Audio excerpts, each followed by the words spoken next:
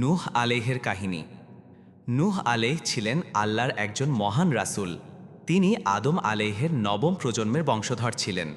যখন মানুষ পৃথিবীতে অনেক বেড়ে যায় এবং তারা আল্লাহকে ভুলে গিয়ে মূর্তি পূজা শুরু করে, তখন আল্লাহ নূহ আল্লাহকে তাদের দিকে নবী করে পাঠান। দাওয়াতের কাজ। নূহ আল্লাহ প্রায় ৯৫০ বছর মানুষের মাঝে আল্লাহর একত্ববাদের দাওয়াত দিয়েছেন। তিনি দিন রাত গোপনে ও প্রকাশ্যে মানুষকে বলতেন, তোমরা একমাত্র আল্লাহর ইবাদত করো, তিনি ছাড়া তোমাদের আর কোনো উপাস্য নেই। কিন্তু তার কওম তাকে উপহাস করত। তারা বলতো, তুমি তো আমাদের মতোই একজন মানুষ। তারা ধনী ক্ষমতাবান লোকদের অনুসরণ করত, যারা অহংকার করত এবং নূহ আল্লাহকে তুচ্ছ ভাবত। ধৈর্য ও প্রত্যাখ্যান। নূহ আল্লাহ বারবার বোঝানো সত্ত্বেও তারা আল্লাহর দিকে ফিরে আসেনি, বরং তারা বলতো, তোমার কথায় আমরা বিশ্বাস করব না, আমাদের দেবতাদের ত্যাগ করব না। একটি সময় পরে নূহ আল্লাহর কাছে অভিযোগ করলেন, হে আমার প্রতিপালক, আমি আমার কওমকে দিন রাত আহ্বান করেছি, কিন্তু তারা আরও পালিয়ে গেছে। অবশেষে তিনি দোয়া করলেন, হে আল্লাহ, এদের ধ্বংস করে দাও, এদের থেকে ঈমানদার সন্তানের জন্ম হবে না। প্রলয় ও নৌকা।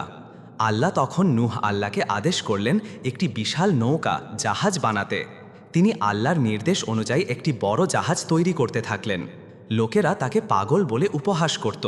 পাহাড়ের ওপর জাহাজ বানাচ্ছ, তুমি কি পাগল? কিন্তু তিনি চুপচাপ আল্লাহর নির্দেশ পালন করে যান। যখন জাহাজ তৈরি শেষ হয়, তখন আল্লাহ বলেন, তুমি তোমার পরিবার, কিছু মুমিন এবং প্রত্যেক প্রাণী থেকে এক জোড়া করে নৌকায় তুলে নাও। নূহ আলাইহের পরিবার থেকেও তার স্ত্রী ও এক পুত্র কানান ঈমান আনেনি। নৌকায় ওঠার সময় তিনি ছেলেকে ডেকে বলেন, তুমি ওঠো, জাহাজে চড়ো। কিন্তু ছেলে বলল, আমি পাহাড়ে উঠব, বাঁচব। নূহ বললেন, আজ কেউ রক্ষা পাবে না আল্লাহ ছাড়া।